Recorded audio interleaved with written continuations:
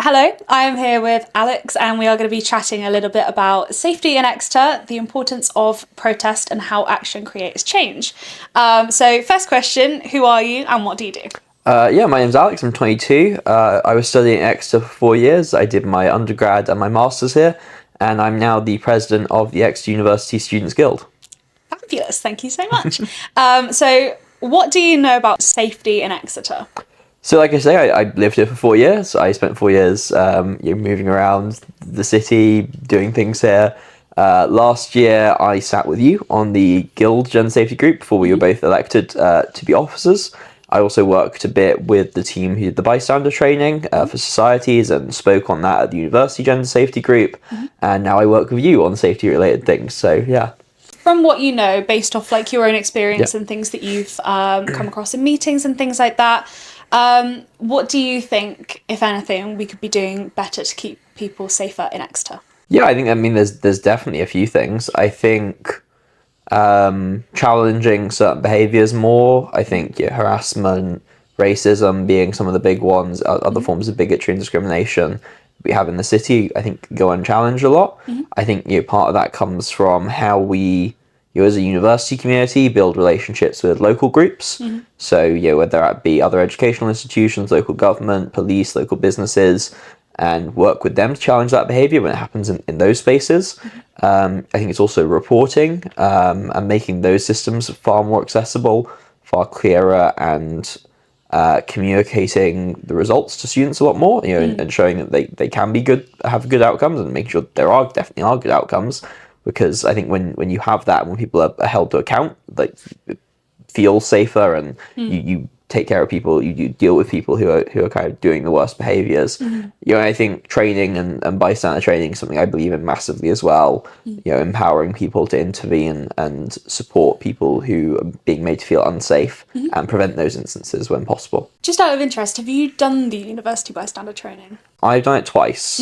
So I did it first when I was starting as president of the Debating Society. I went along, at that point it wasn't really being advertised as society training, it was on like Handshake, which is, for anyone who doesn't know, the University Employability Service.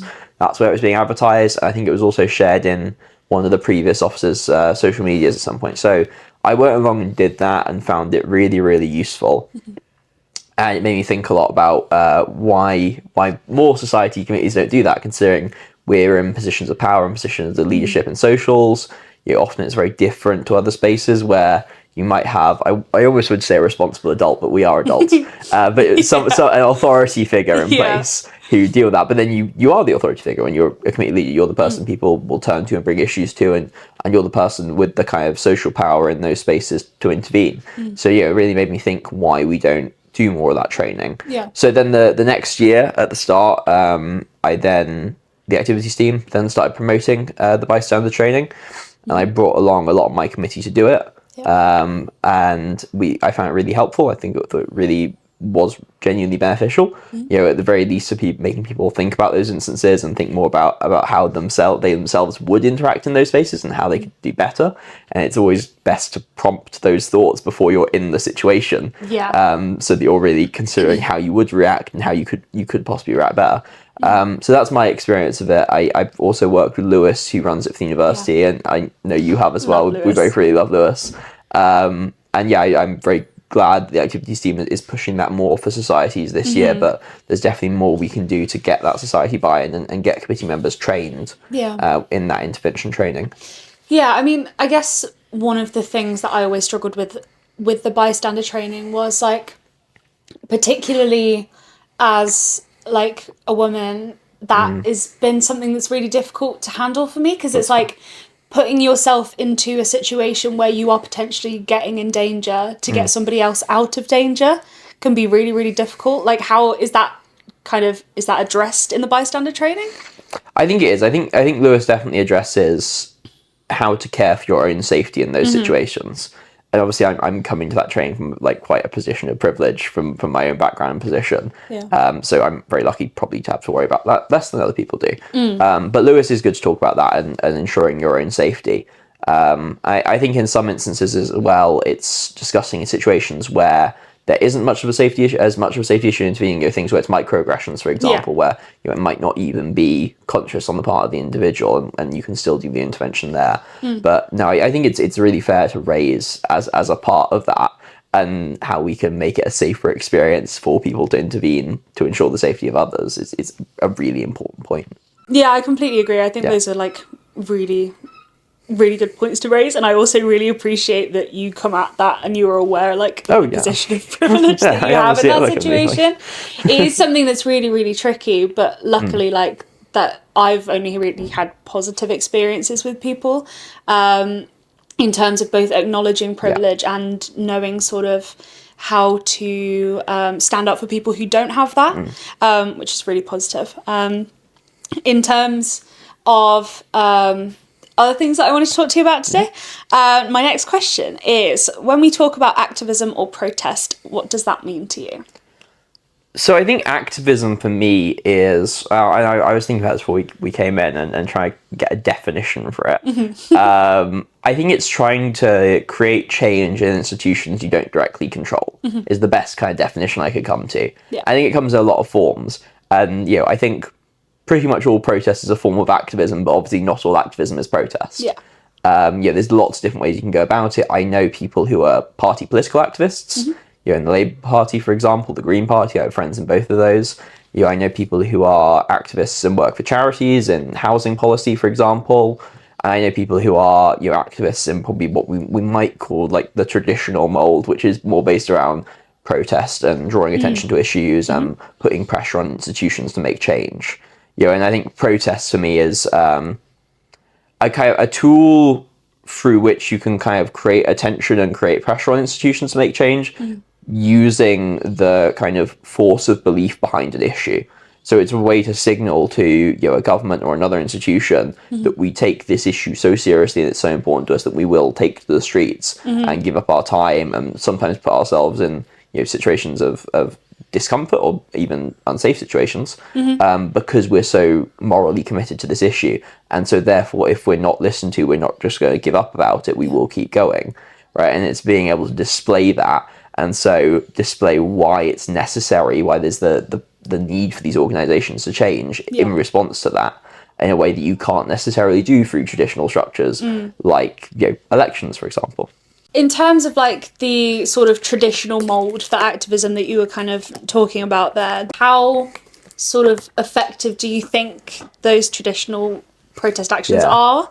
Or like, are there other more effective ways to make that change? Yeah, I mean, even as I was saying that, I was thinking a bit about what I kind of consider to be traditional protests. Because I mean, I think, if you look at the time in which we've been alive and some of the big protest movements that have taken place, some of the big activist movements that have happened during our lifetimes, I mean, even ones we might not have been kind of politically conscious of at the time. If you look at the Iraq War protests, to like the Occupy movement in 2010, 2011-ish, when that was really taking off, to Extinction Rebellion, Black Lives Matter, and Just Stop Oil. Those are all really different forms of protest. So I really do feel like the traditional model of protest isn't as traditional as it used to be, and that it is really different. And activism does come in a lot more different forms now.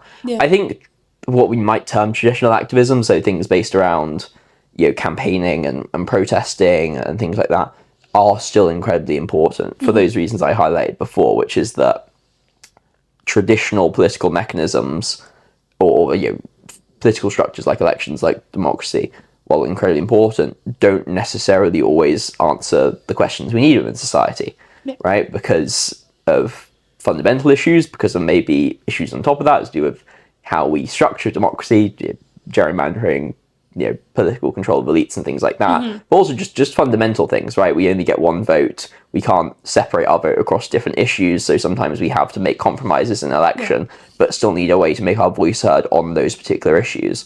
And that's kind of where those forms of activism come in. I think something I've learned a lot in the last few years working with people who do come from really traditional activist backgrounds that I don't, is how different those movements often look from the inside versus the outside, and how much more kind of nuance and strategy there is in those approaches. I think the movements I can point to that have had kind of the most success historically have been those ones with really clear objectives. I think Extinction Rebellion was quite good at that in 2019 and led to a lot of declarations of climate emergencies, a lot of commitments towards net zero goals came out of that. Whereas others, like, for example, possibly Occupy in 2008 was a lot less successful because it wasn't structured in, well, not even because it was destructured, because Extinction Rebellion wasn't that closely structured, but didn't have as clear policy aims and what it wanted to achieve, meaning it couldn't force those aims in the same way. Yeah. So I think traditional structures, or what we commonly associate with activists and protest structures, are incredibly effective and are being really effective right now. But there's differences in how people approach them, which do matter. Taking away from all of that, Yeah. do you think it's more important, like, how it's done rather than what is done? Like, in terms of planning and making sure you have these clear objectives and sort of having a bit more of a structured approach to trying to pursue the goals that you're trying to achieve? I mean, I definitely don't think it's necessarily structure in terms of, because I think there's a big difference between structure and hierarchy, certainly, in protest movements.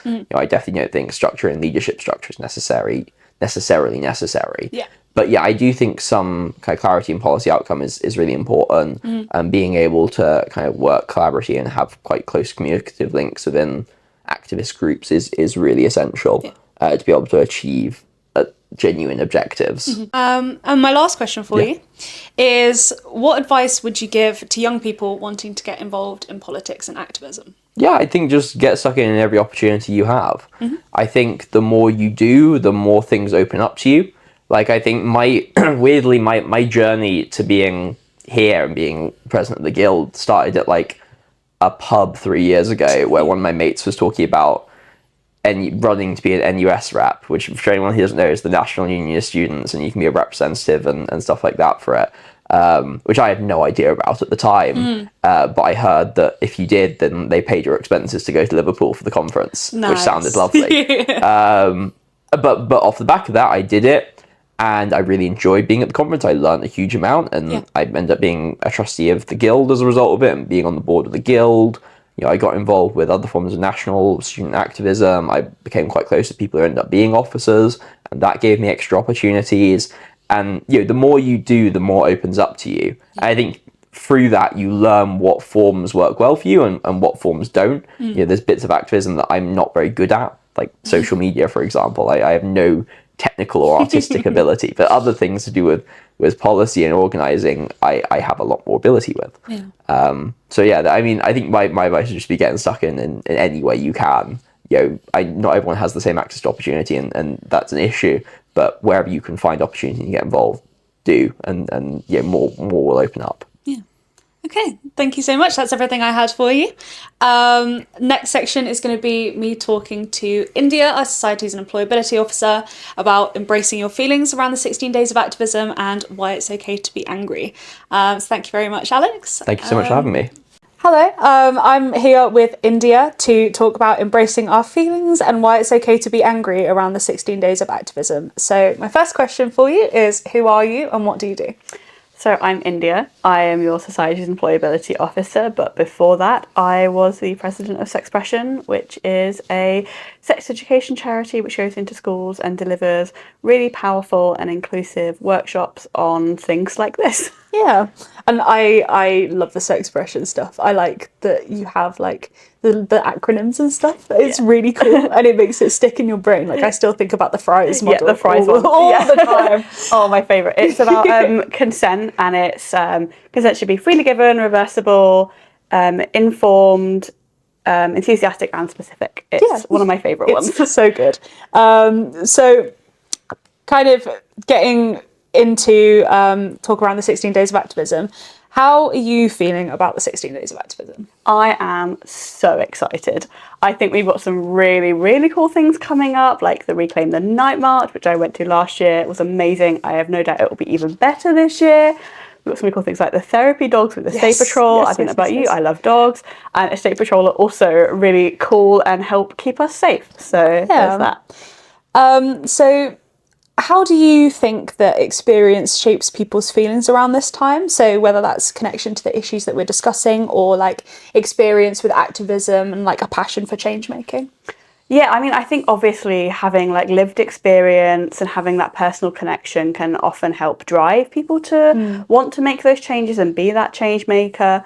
I think it's also really powerful with allyship and making sure that you, like, even if you don't have a personal connection to it, realizing the importance and the severity of this kind of thing is really Yeah. important when it comes to like making an inclusive space for everybody, which is Yeah. something that we're looking to do. Yeah, and I think we're really lucky here because like a lot of the people that we work with, and like especially a lot of the men in our lives, are really, really passionate about this, and that's so refreshing to just like for them to share our passion and our excitement about the 16 Days of Activism. I think it's so cool, and I love it.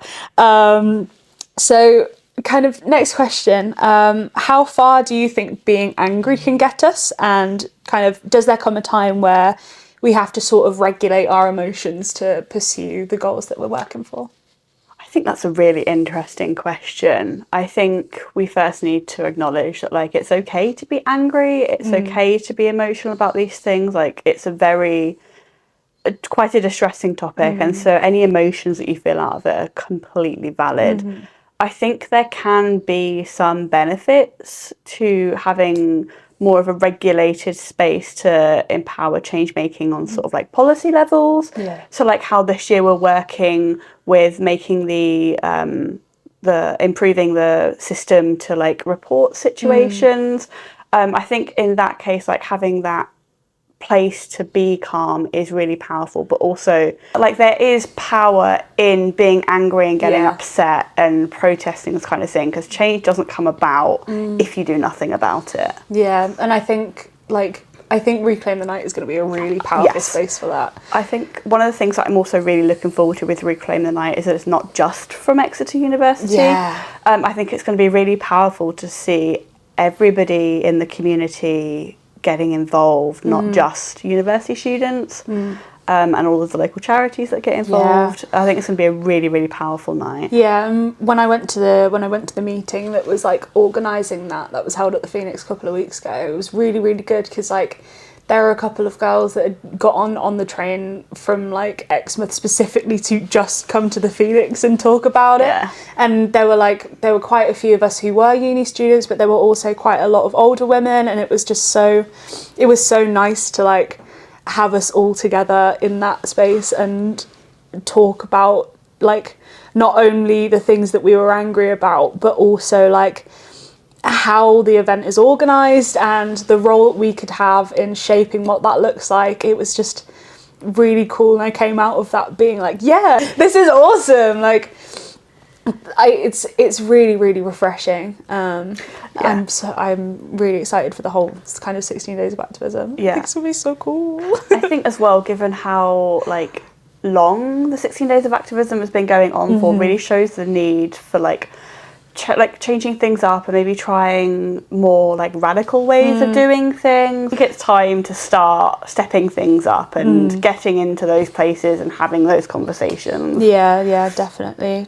Kind of off the back of that, if there are like younger women who are wanting to get involved with like feminist causes and things like that, what sort of advice do you have for them? Because you've been involved with like sort of activism-y things for quite a while now. I think my advice would to just go out and do it. Don't feel that there's pressure for you to conform to be a certain way, and don't think that like, I know sometimes you can get quite a bad rep for like calling yourself a feminist, which is completely wrong, that's how our society is. But don't feel that just that image is what you need to be.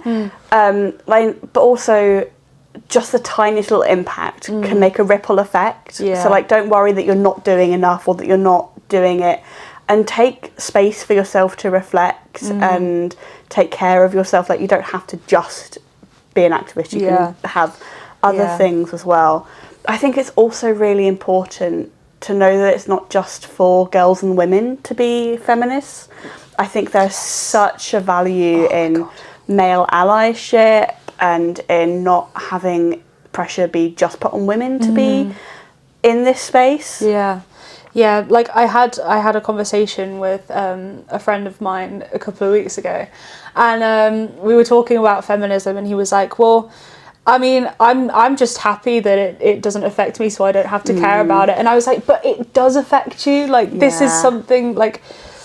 Gender inequality is something that does genuinely affect everybody. Like it's very easy to try and separate yourself from it if you're not kind of getting the worst of it. But in terms of like men's mental health, like that's something that we've seen such a kind of rise in talking about recently, which is amazing. But like that expectation for men to not talk about their feelings is also something that is like from the patriarchy. Yeah, like the patriarchy affects everybody. It affects everybody. But it's really important that we get as many people talking about it as possible. And that is kind of the reason why we're doing the 16 Days of Activism. So long story short, make noise about this, talk about it. Don't be afraid to get involved. Don't be afraid to get involved. Yeah. But thank you so much for your time. Thank you for having me. And in the next section, I'm going to be talking to Thomas about the importance of intersectionality through the 16 Days of Activism. Hello, I'm here with Thomas to talk about the importance of intersectionality around the 16 Days of Activism. So my first question, who are you and what do you do? So I'm Thomas. I'm the Communities and Equality Officer that's looking at all the communities we have at Exeter, seeing their barriers to participation, and then seeing what we can do at either the uni or the guild to try to fix that. So, yeah. Amazing, thank you so much. Yeah. So how do you think identity relates to people's feelings and actions during the 16 Days of Activism or activism more generally? Well, with any movement or activism, I think there's always like three categories of people. I think there's people that are directly affected, people that know someone, or people that feel distant from things. But I think with something like 16 Days is we really should focus on the fact that gender-based violence affects everyone. And even if you think you don't know someone, you most definitely do know someone that's been affected. Yeah, I think with those people that do feel distant, I think it's realizing that there's a role that you have to play, and that just getting involved is just very important. And it's okay to admit that that you haven't gotten involved before, or you may not know as much as you'd like. But I think just taking that first step is always important. So, but identity is definitely important with getting you interested in the movement at first, but it shouldn't be a barrier to getting involved, I think. Yeah, and how has your identity impacted like your life and your job as a change maker? Well, I think just being like a queer person of color, I think it's hard not to care about things. Yeah. But I think I think it's something that we all can relate to with there are times in your life where you've been made to feel small. And I think it's about taking those feelings and then realizing that you can do a lot to make sure no one feels that same way again. Because I think sometimes the reaction to feeling small is, I need to spend my life trying to surround myself with things that will help me feel invincible. But it's actually the opposite. Like we should address the root problems, and then in admitting our vulnerabilities, we can work together to make a difference. Yeah, and I think there's like a real process there with on an individual level, it's very easy to kind of ignore problems until they affect you directly. Yeah. And obviously that being able to ignore problems is something that is very that's a privileged position to be in, but there are some things that affect you from the outset, from your earliest days, and then there are some things that are kind of shoved upon you when you get a bit older, and it's a really interesting it's really interesting to see how different people react to that, because you were saying, some people, if they are made to feel small or whatever, they will either make other people feel small, or they will, like you say, try and make themselves feel invincible and surround themselves with things like that. Or you have the third kind of option, which is to, like you were saying, address the root problems. And I just think it's really interesting to see how different people react to that. Yeah, and definitely it's also not being judgmental to the people that we go through our own things, and sometimes we don't have the mental or emotional capacity to engage with things. But yeah, it's about saying that like there's always an open door to get involved. And yeah, I think like on the topic of communities, it's also like I feel like in my time in other communities, like back at home in the States, like I know what it feels like to have this very diverse community where everyone feels like they belong. So I think for me, with in Exeter, with that, it's about like, oh, I know, like I've experienced what it's like to have a really great community. And I want to bring more of that into these spaces. But obviously, that's not entirely related to 16 days. But I think like it is in the sense that like we should get as many people involved as we can. But No, yeah. I do think I do think it's relevant, and I think it's a really interesting point. The comparison between like your community at home and your community in Exeter, like when you came here, obviously you came here for university. Was that Yeah. like a huge sort of culture shift, or? It was definitely like interesting realizing that folks would treat me a certain way before they heard me speak or before like they knew where I was from. I think yeah, there's like an interesting like with intersectionality, it feels so much more embedded to me because I think like I think we'll probably talk about this later, but I think like it's weird for me and that intersectionality is not more natural response because like every person isn't just one identity. We're all multifaceted. Like if you're a woman, you can also be a woman of color, or you can be in the LGBTQ community. So, but yeah, I think I'm not sure if that answers your question, but No, yeah. that was just kind of a little tangent. Next question: to what extent do you think we can achieve equality without intersectionality, and are the two inseparable?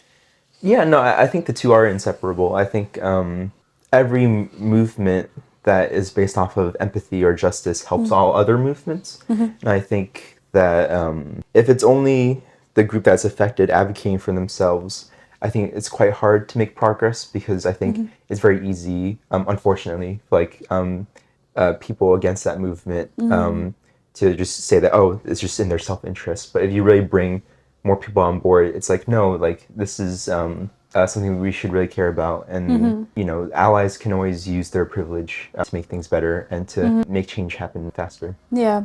So, would you say that like trying to pursue equality and all of that, do you think that it's a case of like all of the different movements will progress together, sort of thing? Well, I think with progress, it's never linear. I think, unfortunately, we see things, you know, two steps forward, one step back. But I think one movement, again, based off empathy and justice, makes it easier for other movements to go forward. I wouldn't say all of them move at the same pace, but it helps quicken other movements' paces, I guess. Kind of my final question that I had for you was, what advice would you give anyone who is struggling to feel involved with activism? You should remember that like just showing that you care is a great first step, and that you can always just like if you don't know where to go or what to read or like what to inform yourself on, just ask, you know. And I think being uninformed and informed isn't a binary. Yeah. It's a march towards like progress, and it's you're never going to be fully informed, you know, about everyone's experiences or on every like topic. So I think it's just about starting that process. Not judging people for being uninformed isn't setting the bar low. It's just like an acknowledgement that we've all been there for various different topics. So yeah, I think to summarize, don't be afraid to ask questions. You shouldn't feel judged about feeling uninformed if you're trying actively to inform yourself. Amazing. Thank you so much. That was everything that I had for you. So Okay, thank you great. for your time. Yeah, thank you. In the last segment, I'm going to be talking to Seb, our education officer, about the White Ribbon campaign and getting men involved in the conversation. Hello, everyone. It is the next week now. I'm here with Seb to talk about the White Ribbon campaign and the importance of getting men involved in the conversation. So my first question is, who are you and what do you do? Hello, Kira. I'm Seb. I'm your education officer. I do education and stuff. Yeah, it's really fun. So what do you know about the White Ribbon campaign? It is okay if the answer is nothing. It's a campaign. It's supposed to be a show of solidarity from men, support women who suffer from violence, specifically from men. And I saw the Welsh football team showing solidarity that week. Yeah, and you showed solidarity. You had a white ribbon. Yeah. So yeah, basically, White Ribbon Day is on 25th of November, and encourages men to get involved in the conversation, to hold themselves and each other accountable, to make positive change through allyship. And it also takes place on the International Day for the Elimination of Violence Against Women. And the White Ribbon Campaign uses the UN definition of violence against women and girls, which is any act of gender-based violence that results in or is likely to result in physical, sexual, or psychological harm and suffering to women. I've got some statistics that I'm going to read you, and then we're going to talk a little bit about sort of just how you feel about them, whether you're surprised by them. So statistics are that 70% of women in the UK say that they have experienced sexual harassment in public. 3 in 5 women have experienced sexual harassment, bullying, or verbal abuse in the workplace. Almost a quarter of girls in mixed-sex schools said they had experienced unwanted sexual touching in school. 90% of women who experience gender-based violence know the perpetrator in a personal capacity. And 63% of men agree that men in society aren't doing enough to ensure the safety of women and girls.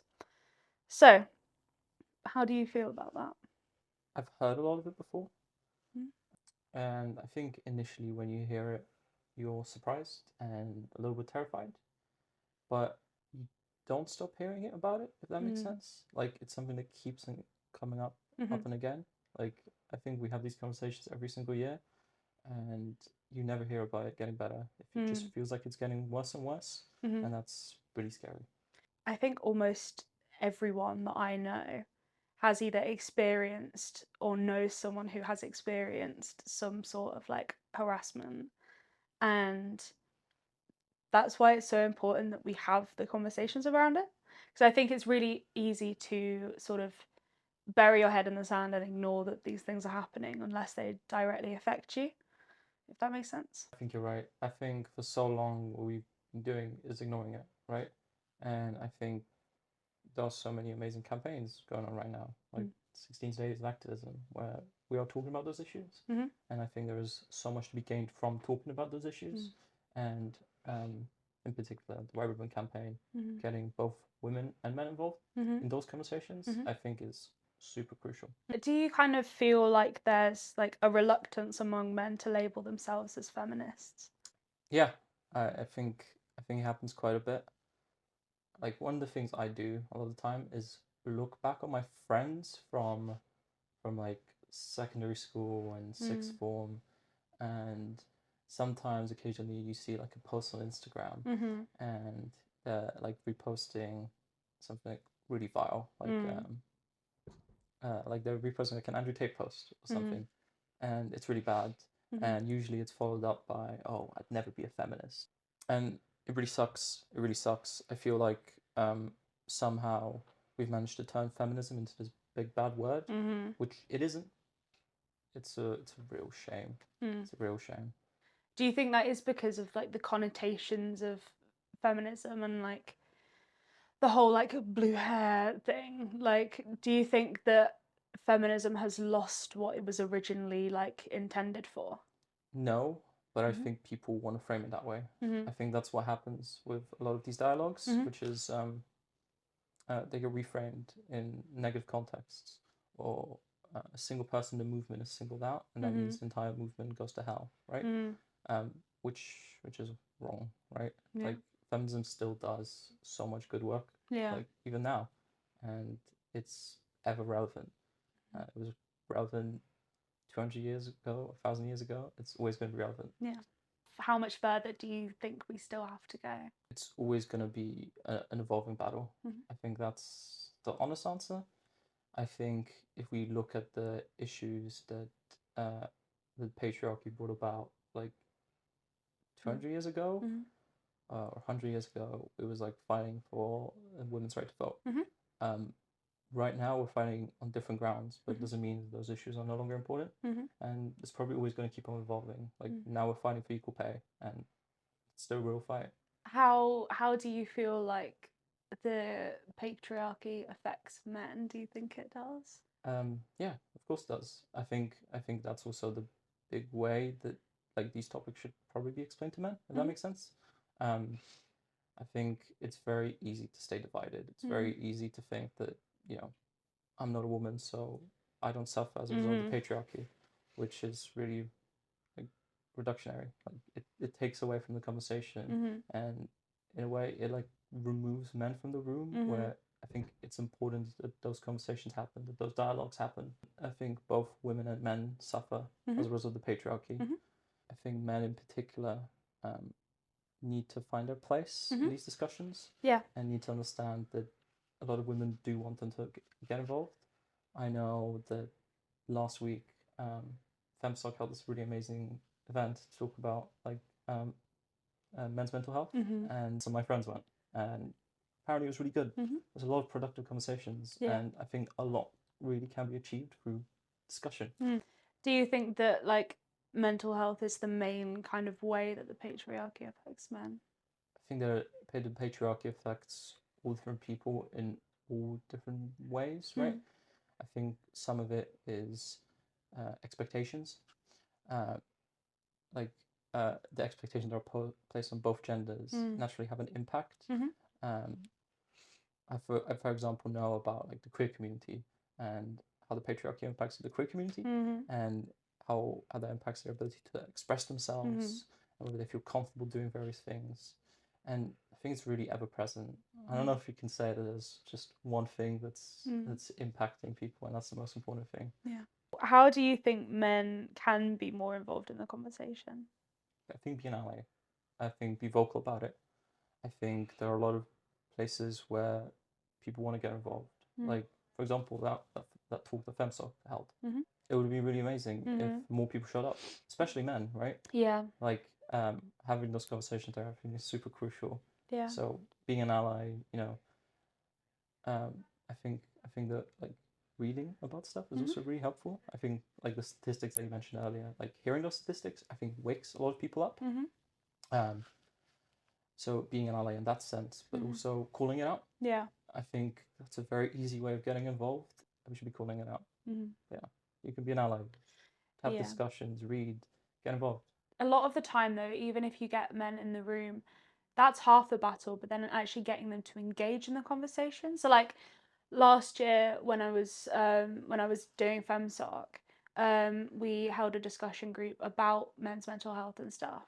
And some of my friends came along, but they were too like worried about saying the wrong thing, so they just kind of came and sat there. So it was sort of women speaking on behalf of men anyway, which is also not the right way to go about it.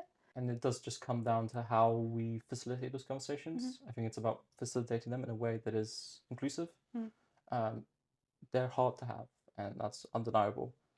And sometimes I know the men feel like they're taking over women's spaces, which in itself is a problem.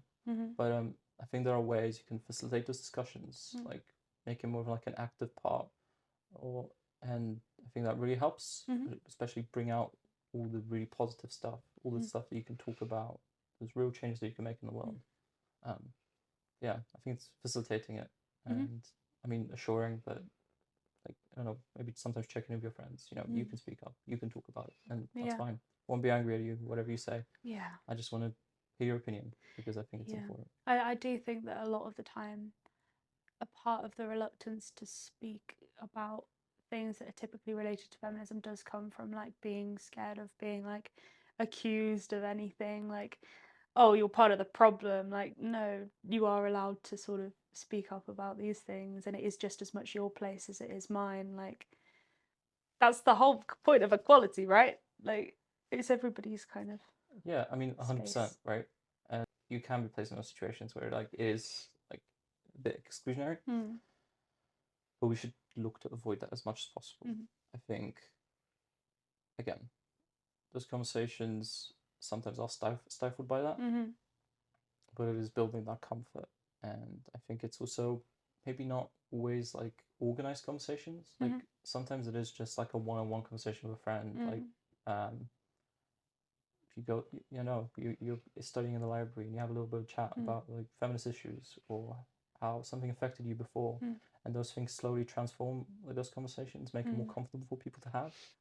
And it's about making more regular, making people feel comfortable to have those conversations, and including both genders. My final question is, what would you tell men that are potentially feeling a little bit left behind, like in the pursuit of equality? All of that stuff is impacting you, and those impacts are getting worse for men and women every single day. Men continue to struggle with poor mental health, and it's a real big issue. I mean, November and that, but Yeah. it's a serious issue. Yeah. And I think we could both benefit from having those conversations, right? Because sometimes the patriarchy places negative expectations on you, things that you should be, things that you shouldn't be, and all of those things come together, and they hurt you and they hurt women, and you have a place in this movement, and I think we should work together, and I think there's a real chance to make things better. It's a very wholesome note to end on. Thank you very much for your time, and thank you for paying attention to the whole of this.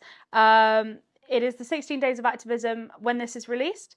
Next week is Reclaim the Night, and we will be organising an attendance at that. There are still plenty more opportunities to get involved, so please do have a little look at our socials and see if there's anything you might like to come to. Thank you very much.